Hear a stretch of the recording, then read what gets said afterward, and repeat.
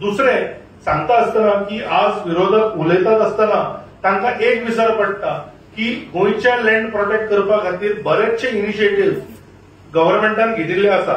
म्हणजे ताजेर ती जे लँड ग्रॅबा खातीर एक एसआयटी आसा.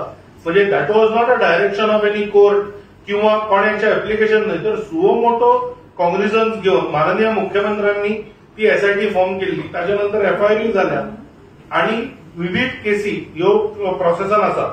ते म्हणटा आसतना पॅडी फिल्ड्स प्रोटेक्ट करपा खातीर एक लॉ स्पेसिफिकली हाडिल्लो किंवा जर कोण लँड कन्वर्ट करीत जाल्यार ताका जे कन्वर्जन फी आसा तातूनय हायक करून तांणी आज कन्वर्जनाचो कॉस्ट वाडोवप हाच्या सारखी विविध निर्णय घेतिल्ले आसात.